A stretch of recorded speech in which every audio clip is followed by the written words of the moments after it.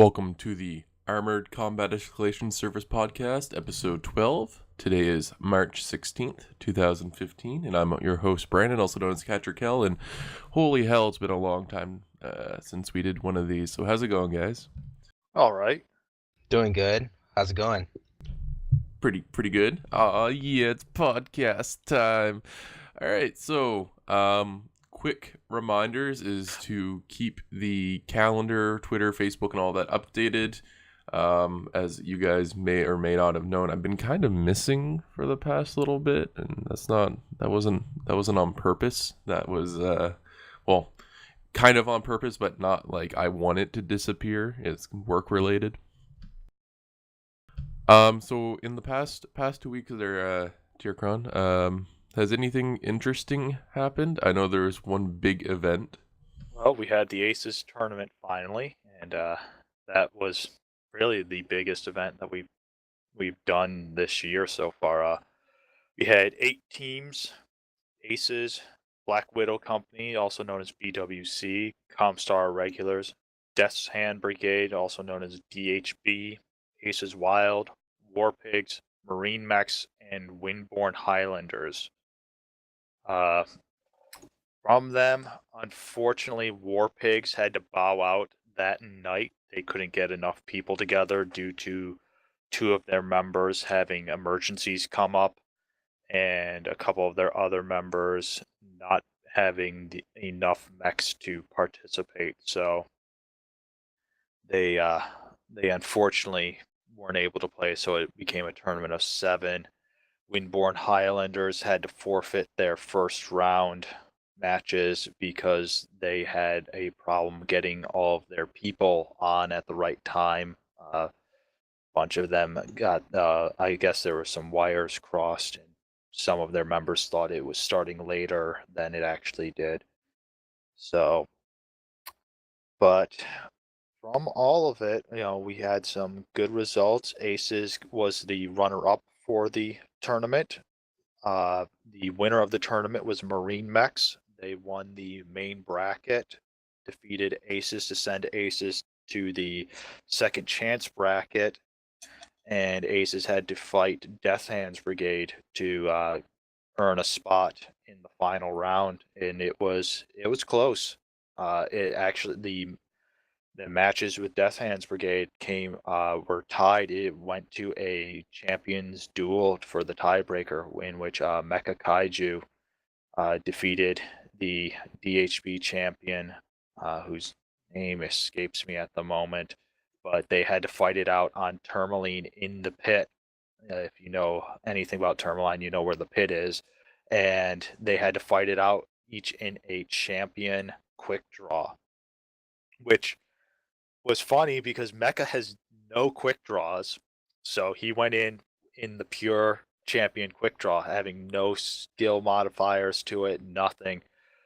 The DHB pilot actually has quick draws, has them eluded. So his champion trial quick draw technically had modifiers to it, but Mecha proved to be successful. He uh, took off one of the arms, closed the distance, and was able to just whittle it down into a knife fight. So it turned out, to be a very exciting match. We have a couple videos that are going to be posted up. Some of the teams did stream their matches. A couple of them did not. We're slowly putting together the playlist of the various matches that we do have that were recorded. And once that's finished, I'll be posting that up. Well, at least a link to it up on the A.C.E.S forums, as well as various other MechWarrior forums that for the teams that participated and for the general community. Sounds like everyone had a good time then. We got a lot of good comments from the participants. A lot of people liked it. They liked the distinction of the rule set, of not allowing duplicate mechs, of having the what we were referring to as the captain's choice, where you could veto a chassis from being brought for that round. A lot of guys liked that because it could absolutely screw up their initial plans, and so were forced to think on the fly. What do I do?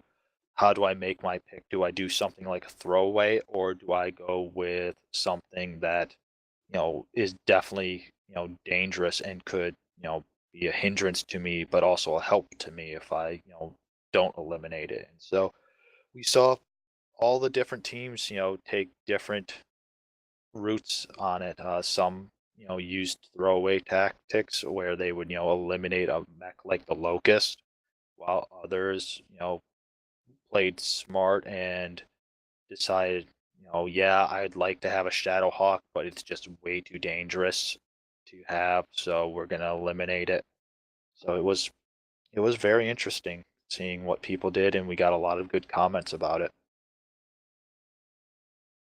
So do you think we're going to probably be doing a season 2 or at least sometime in the future? I would definitely like to do a season 2. There's a number of small issues that we're gonna have to iron out first. The Some of the biggest one is basically getting teams to participate. We sent out private invitations to a number of teams. Some of them never got back to us. Others did not get back to us quickly enough. And when they did, even after they had gotten back to us, they weren't able to field a team. So we are definitely going to have to work on the participation factor and seeing how to get people. We also had issues where a number of units messaged us saying, why weren't we invited? Some of them weren't invited because they are top tier comp teams that, no one really wants to fight because it doesn't matter how hard you try against them, they're going to completely whoop you. So, it basically brings down the fun factor of the tournament. Others, I had no idea who these people were, who this unit was at the time, or I still don't have any idea who some of them are. So it's hard to tell because you get these open messages from like the Mech Warrior forums, and you aren't certain who's who. Are they a legitimate unit? Are they not? So we're going to have to go over our idea of, do we have an open invitation? Do we just expand the private invitations out further? And just being, I think, a little bit stricter on if we do private either way, if we do private or open invitation, making sure people know that there is a time limit that they have to get back to us with an RSVP. So some small issues that we're going to have to deal with, but yeah, I would definitely like to see a version 2.0 come out in the future. But I mean, yeah, definitely. I mean, we have to do some growing room at least. So, I mean, that's natural for developing and continuing to try to run a tournament style game. Yes, and we're still waiting to hear about the prizes being released. We sent message, we were in contact with NG, who was in contact with PGI, and I have not heard anything back from them yet about prizes being awarded or not. So hopefully within this week we'll hear something about that. And Keep harassing those guys. I know they do nothing but sit around all day. so Of course, we've also had a couple promotions in the unit, going from the Joker status to the Jack status after their probation period, and got quite a few people actually this time. We got Steel Crow. I'm gonna mess up people's names here, and I completely apologize for that. Ibram, Adric, Kenwa, Pro Link, Elderum, Rinko, Hurlybird, Igor, Man I Suck, Washout, Joe Joxy. I almost said Joe Jaxy. That would have been completely unforgivable on that easy name. Ali, Fire, Doom, Salami, Mr. Zanier, Joan7676, and Wrath and Fury. So congratulations, you guys. Keep it up. Congratulations, welcome to the unit. And it's pretty astonishing that we've got like a ton of members. That was like what, 15 or 16? I wasn't keeping track. Around We've there. Yeah, I'd say yeah, around there. we've had a lot of new members join up recently. CW has helped expand the unit. Uh, that said, there's still a bit of a participation issue. We've got a lot of veterans that aren't on, frequently, and by frequently, I don't see them for almost a month or two on end, it seems. But you know, we know real life comes first, guys. But if you could give us a heads up at the very least when you aren't going to be around, so we're not wondering where you are, what you're doing, are you alive? The Yeah, basics. just drop like a line or two on the forums. That's all it really takes. Just let us know that you're still kicking. So, news and that sort of fun stuff from the past fucking like 3 weeks. Of course, we had the Enforcer and the Panther come out a while ago, and I'm saying this literally on the eve of the Grasshopper and the Zeus coming out. So let's talk about mechs. Let's talk about them sexy mechs. What are your guys' thoughts on the Enforcer and the Panther? I just bought the Enforcer and the Panther edition just a week ago, and I have yet to try each mech out. But I'm currently in the mech lab building one right now as I speak, and well, let's just say outfitting them was not as expensive as I feared, because I'm used to outfitting clan mechs, and you know how much an AC-20 costs compared to a clan AC-20 costs compared to a Inner AC-20 and other factors involved. And of course, there's also the fact that you got to upgrade your heat sinks to double because every Inner mech comes with standard heat sinks and that Well, sort of almost thing. everyone. Some of the variants do have some small upgrades like Pharaoh and double heat sinks. It depends. But Yeah, yeah, but some, you're right. A lot of them do come with standards. but a lot of them sometimes it's like you forget like how expensive, how like cheap it is compared to outfitting clan mechs because when you get new clan mechs, you're just outfitting weapons, but with Inner Sphere, you gotta upgrade them. And well, me personally, I only upgrade the the structure and the heat sinks. That's it. I never touch ferrofibers most of the time. I'd say on light mechs, there's no reason to have both Pharaoh and Endo on there. Because usually you don't have enough pod space, or I should say tonnage left over if you load in a max engine and stuff like that to really bump it. Like I'd say, like put a lot of weapons in there, like a laser vomit or anything like that. So Right. and even then, usually you're doing either small lasers or mediums, where even then it's only one crit slot. Yeah, I think all the mechs in my stable, which are like 146 last I counted, I think only like maybe a handful have the full upgrades of Pharaoh, Endo, and double heat sinks with like an XL engine.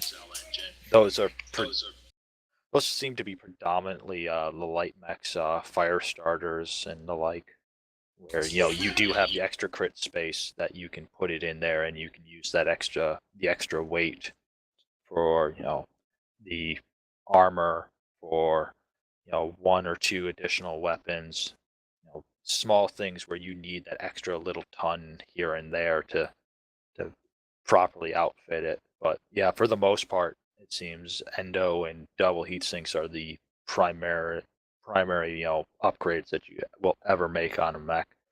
But back to your original question, Cattra, about the Enforcer and the Panther. I'm liking them. I've got the the entire resistance package, so I'll be getting my Zeus and Grasshopper tomorrow.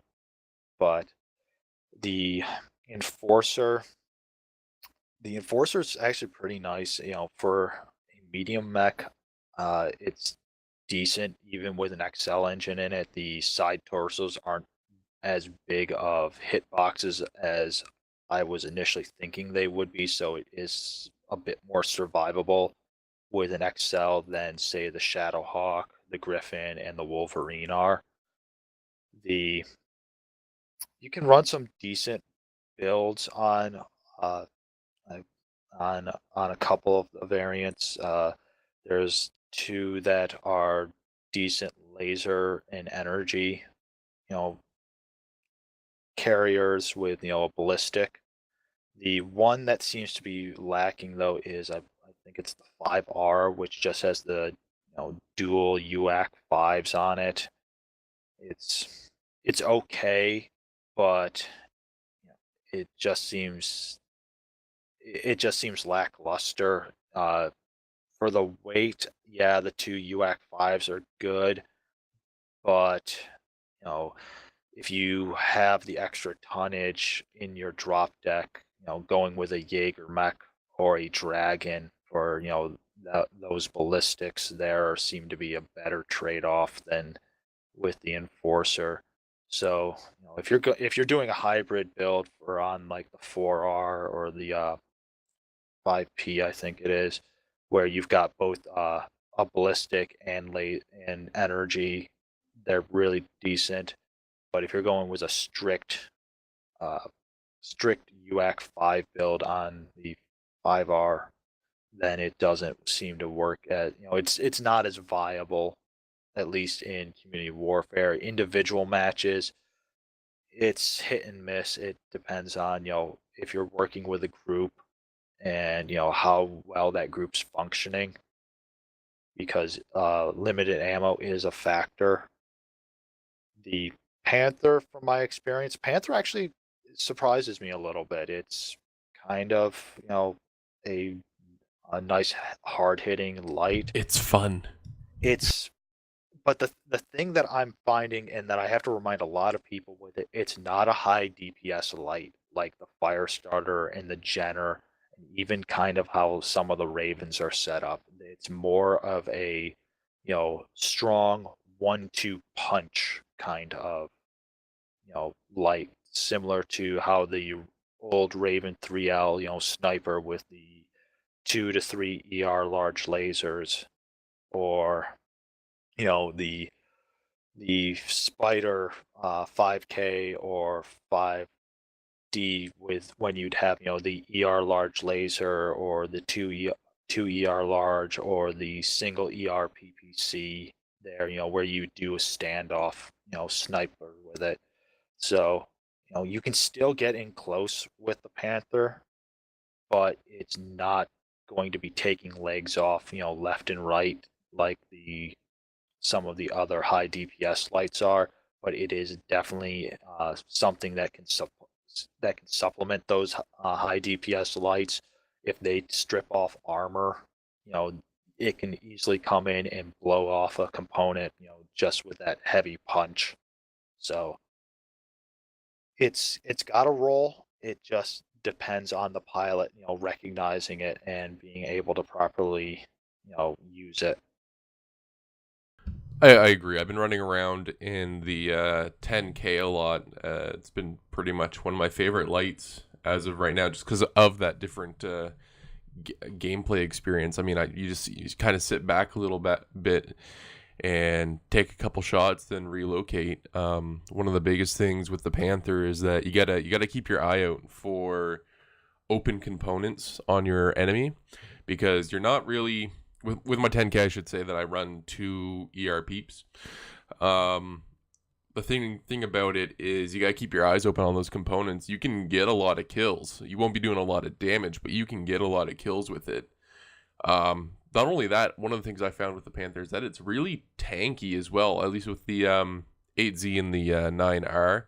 I run a little bit different skirmisher type variants on those ones. But it can tank pretty well, considering all that it is. and I don't mind that as well. But yeah, I think the Panther. I haven't had a chance to play with the Enforcer myself, unfortunately. Though um, I've been eyeing the 5P and also the 5D. I've been thinking about making a Gauss, one PPC, kind of like the Trebuchet used to run, and seeing how that does. But as of yet, I've yet to run the Enforcer. I've been really looking forward to the Grasshopper though. I think that mech's going to be pretty good. It's just laser vomit the mech, and you got enough tonnage where you can do some pretty good laser vomit builds, and it just makes things melt. Hey guys, Destructive here. Sorry I'm late. Something I've noticed, I don't have Enforcer or Panther because, well, real money. But something I've noticed playing against them is that the Panthers, they're harder to hit than I would have expected. They look a lot bigger than they are. The hitboxes are really nice on them. The Enforcer, I'm not impressed. It doesn't, at least on the fighting side, it doesn't seem like it does anything super spectacularly well. The little guy, I like the little guy a lot. Anyone else want to add anything on the Enforcer and Panther? Well, No? I still, Alright. well, Oh, go actually, ahead. sorry. I actually think that both the Enforcers and the Panthers are great sniper builds. And, well, as of recently, as of right now, March 16, 2015, I am officially A.C.E.S.'s designated sniper. So, yeah, And who gave you that title? iron. No, just Himself. playing. No. I self-designated myself. I felt like, I spend a lot of time engaging enemies at long distance, so I figured, hey, might as well just make myself a sniper. Yeah, I'm not to cut you down, Blake, but I think Phil too might have something to say about that, given his proficiency with the Raven 3L and the Yeah, large lasers there. he's been playing that deck of cards a whole lot longer than you have. So, but we do have our dueling, league starting up in Aces. Maybe that should be a thing. Sniper battles. See who's king of the sniper hill in Aces. That's exactly what I was gonna make. That was exactly what I was gonna come up with this new tournament thing, just to have a duel, just to see who could be better proficient at certain battles, like who's better at brawling, who's better at sniping, who's better at DPS and stuff like that. And that's what I was thinking. Like maybe we could just like one day we can just have like a duel, or like we can get together and see like how we how everyone's proficiencies are la what's the word I was looking for?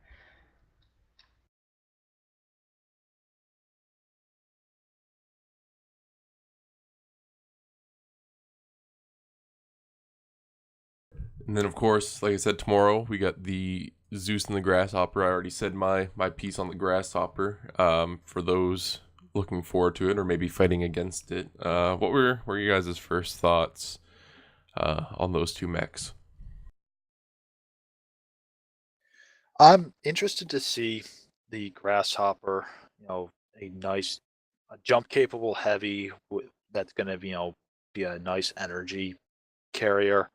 Uh, my big concern about it is it going to is it going to be something that's new and efficient, or is it basically going to be what the 9SE is right now, which the 9SC Thunderbolt is, good for its role, but with the quirks, a lot of people are dumping the jump jets off in order to bring another, a fourth large pulse laser to it, or to bring extra heat sinks for the three large pulse lasers that they might be bringing. So I'm kind of concerned that the flavor of the Grasshopper, depending on its quirks, could be lost. That this jump capable heavy is basically going to have its jump jet stripped from it in order for people to bring a heavier weapons loadout or a more heat efficient build, which kind of to me defeats the point of actually having a Grasshopper. But it. I don't see a lot of. I'm hoping that most people will dump the you know, missile from the hard point in the head rather than dump jump jets. But we'll have to see how they handle it once it gets delivered. Go ahead there, Blake. Yeah, never mind. Takran just basically said what I was gonna say. So All right.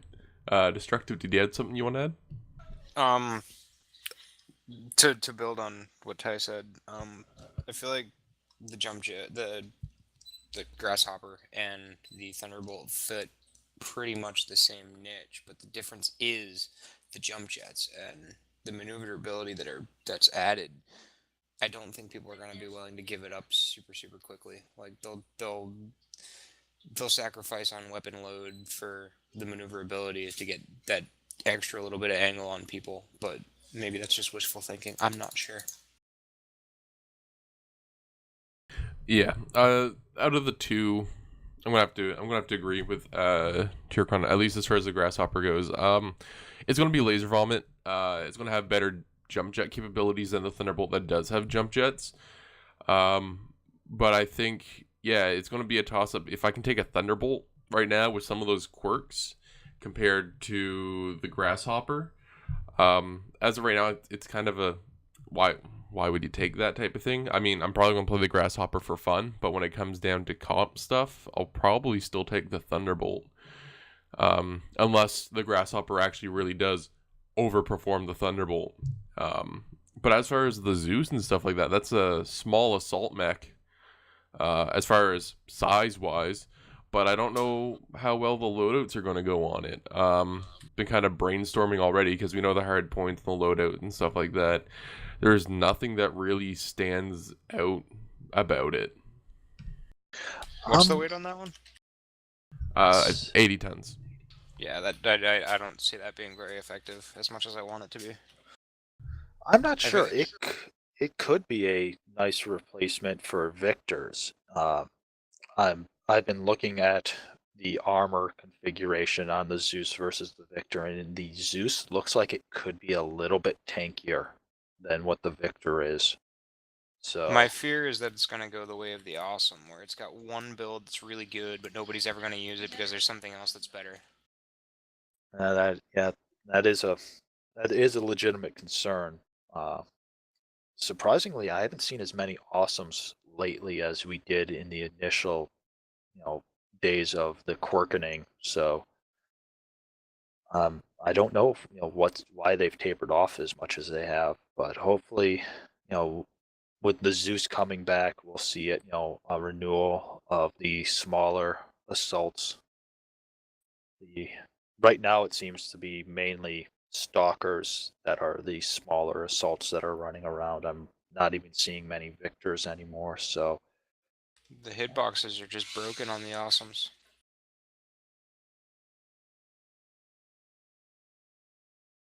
Yeah, definitely something that needs to be fixed there is hitboxes on some of the assault mechs, and that's where I'm wondering if the Zeus might be better. It's a smaller scale. It's a smaller mech in general, compared to the other assaults, and the hitboxes on it share kind of like the same hitbox quality as like the Enforcer and the Panther, where they're really good.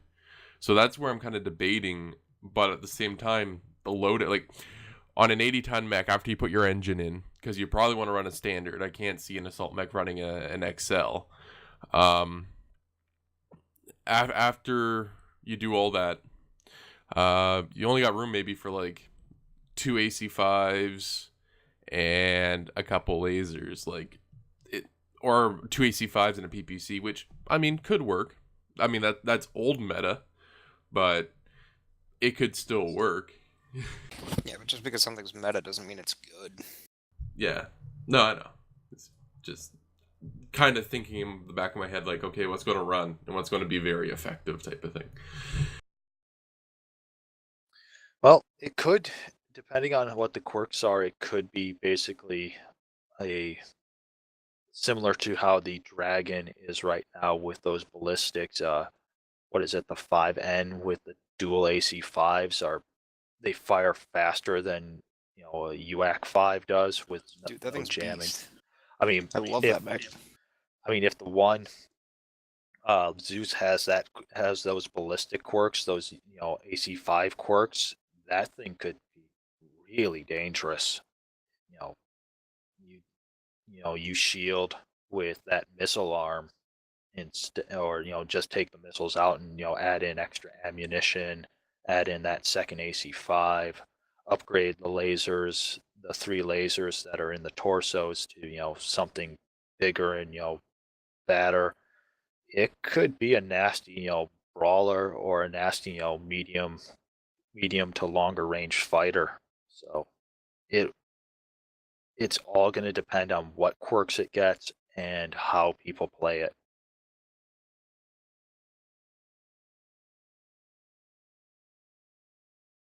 I guess we'll have to wait and find out tomorrow. Ooh, ooh, ooh. And by that I mean hopefully they're good. Please be good.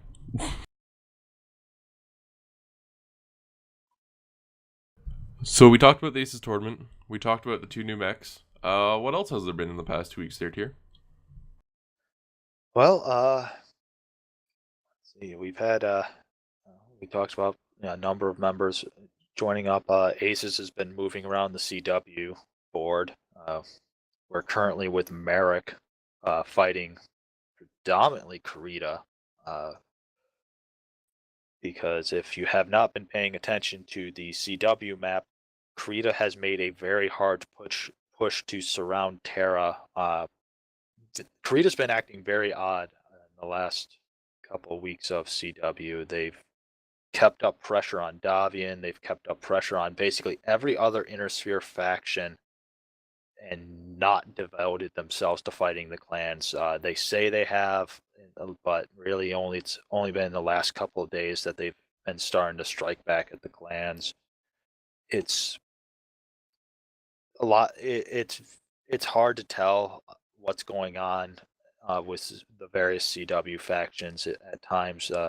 You've got internal, team speaks where you have a large group of their units gathering together and they will say one thing, then you'll go to forums and you'll see completely different, but you don't know on a lot of those forums who it is that's actually speaking, who they're speaking for. Do they represent a unit? Do they represent a group as a whole?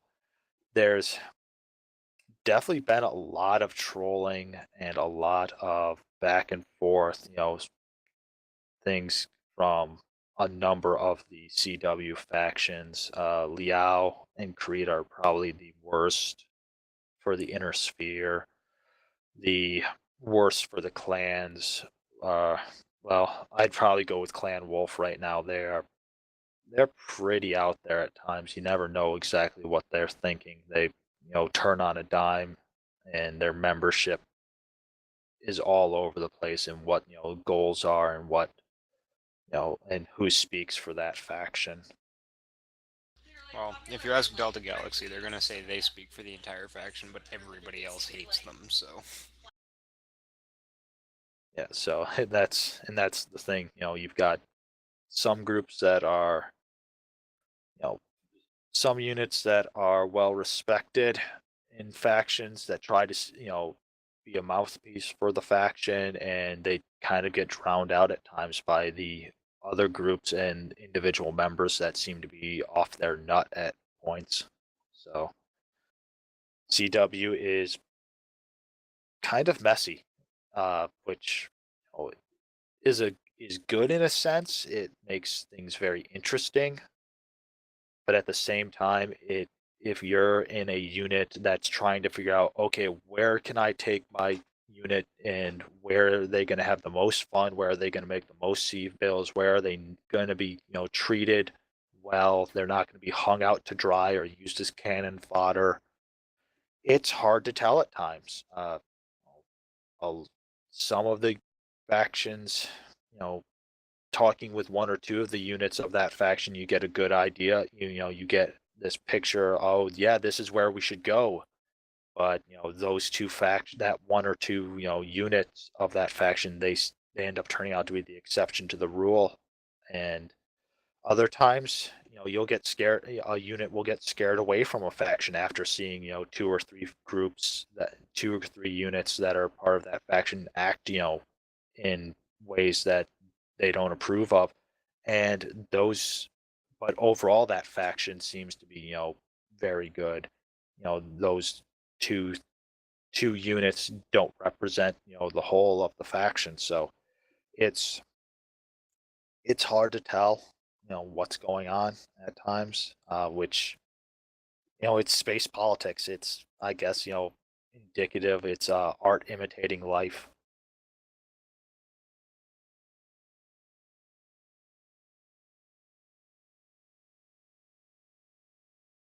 Yeah, pretty much. I mean, that's why we've hopped off some factions as well, more or less due to seeing how some of the people within that faction engage with others, to put it politely.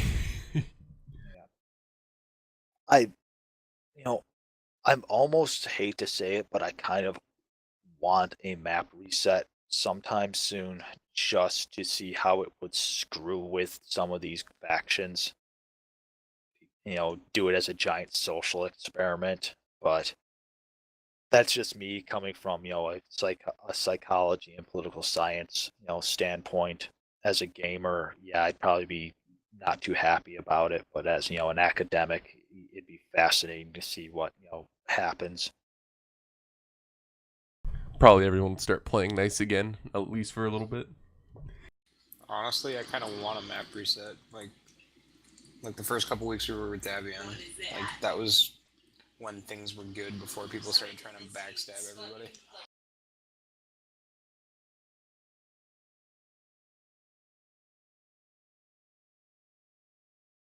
So we got community warfare still going. It's going pretty good, I think. At least that's my thoughts. I haven't been here for 2 weeks, but from previous when I was here, it was going pretty good. How's it been going, anyways, there, Tier? Besides my politics and my mech warrior. It's hit and miss. Some nights there's definitely a burnout for CW. Uh, if you don't have a dedicated group going, a 12-man, it gets tiring trying to find, those one or two pug players to fill you in. Uh, we've been a bit lucky with it in ACES. We've got what has been referred to as the coalition. ACES, BWC, and a couple other mercenary units have kind of joined together to fill out each other's CW groups when we have extra players, or when we're needing to, if we don't have enough players individually to make a 12-man. We've been having BWC coming over to the ACES team speak. We've had ACES going over to the BW team speak. A lot of inter-unit cooperation to make sure that everyone has a good time. But that said, it's you know you can't play CW every night. It wears on you after a while. So we've been having a lot of guys, take 1 or 2 nights off a week, which, is difficult from a unit standpoint if you're trying to make headway in CW, because you want to be trying to have at least 1 to 2 companies going from your unit every night if you're looking to put tags on planet and to secure that plant, those tags. So it all goes back to participation. Units that have large member bases are they're in the same, almost all of them are in the same boat. Their members are getting burned out and not showing up a lot of nights. So it feels like CW, the initial honeymoon for it is definitely over, and people are trying to figure out, okay, what's next for it. But you know, with Hellspore, the third map being released, we saw on Influx we're supposed to be getting a new map tomorrow. So hopefully with that, we'll definitely get see an influx of players come back to CW as well. So, you know, it's it's definitely still a work in progress. There are still bugs that you occasionally see, exploits that people have. There's one on Boreal that is still there where if you've got a very small jump capable mech, you can jump up to a point opposite the beta gate generator and basically sit there and fire continuously on the beta gate generator and no one can hit you because of an invisible wall that blocks their incoming fire but allows you to fire through it from and at the generator. So there's it's still work to be made on it, but it is in beta, so you just have to be patient.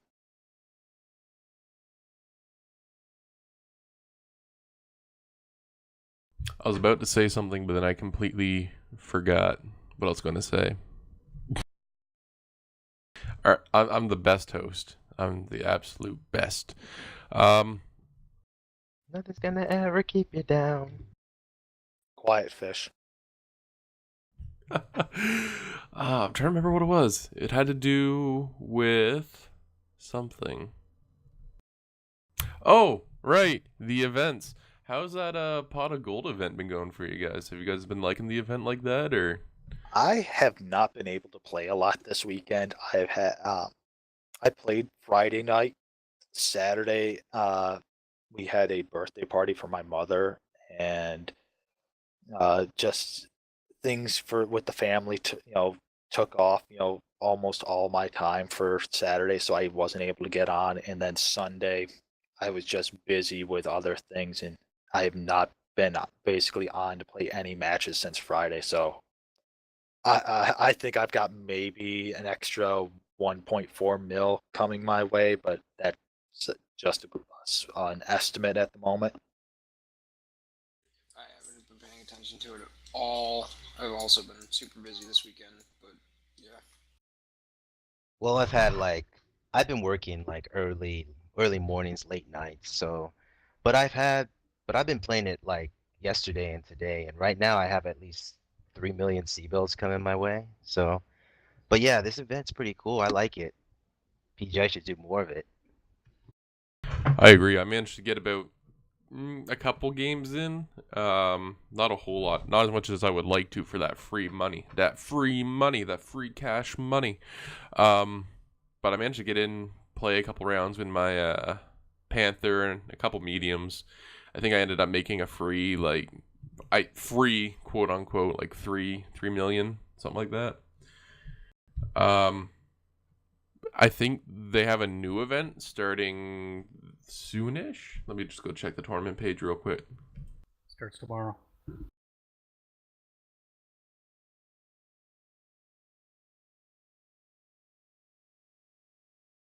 Yeah, they got a new one. The Lucky Charms event.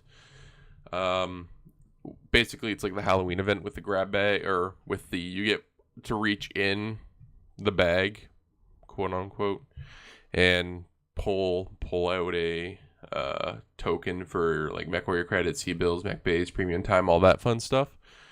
Again, I actually really like that type of event as well. So hopefully that should be interesting. Maximum of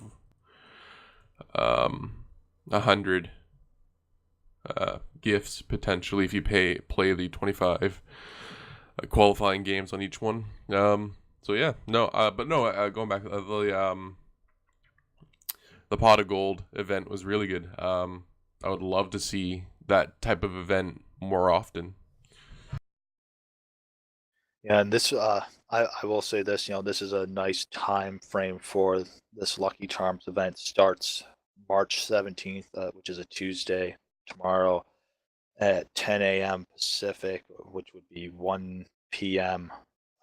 Eastern, and it's going to run to the following Tuesday, March 24th. So it's a full week that you get to play this, which is nice because sometimes these events occur over a weekend where you've only got 3 days to play it, and a lot of people, they don't have time on the weekends. They've got family commitments. They've got plans that have been made ahead of time, and then suddenly this event gets sprung on them, and they're like, I'd love to get some extra premium time or some extra MC or things like that from this event, but I can only play 4 5 hours for the weekend. So having it for a full week will allow players like that to get a little bit extra from it and enjoy the event just as much as those guys that are going to have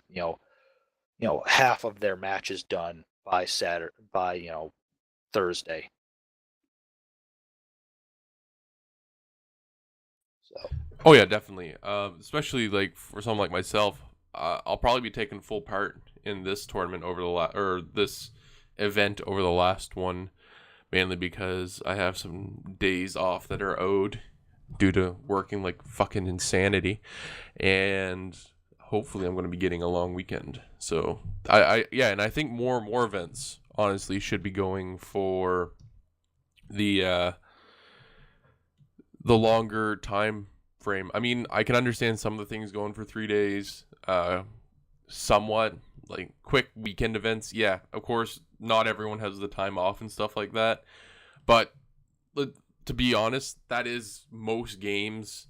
Like, if you look at the statistics and stuff like that and see when your prime user base during your prime time is, the weekends during the American hours.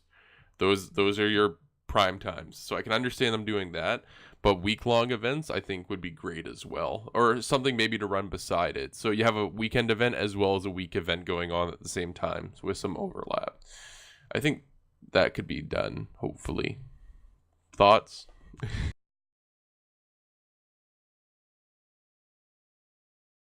no, think I just like having events. The longer and more inclusive an event can be, basically, I think the better. Get as many of your players involved. One thing I definitely have to commend them for is they are very good with taking feedback from the community, responding to feedback from their community, and engaging their community to make a better game. I've said it before on the podcast. There are a lot of companies out there that once they develop the initial game, they might do one or two, patches, couple expansions, things here and there. But beyond that, they're basically going to wipe their hands of it and pass it off to a subdivision or to a small group of people to, just keep it running while the main part of the company goes off and, works on the next big money making project. That PGI takes the time and puts in the work to do what they do is very commendable, and a number of companies out there in the video game industry could stand to learn a little bit from them about that.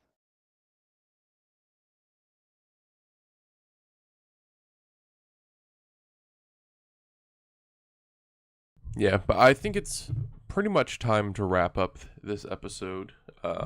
Next Monday we'll be doing an episode as well, same time, same place.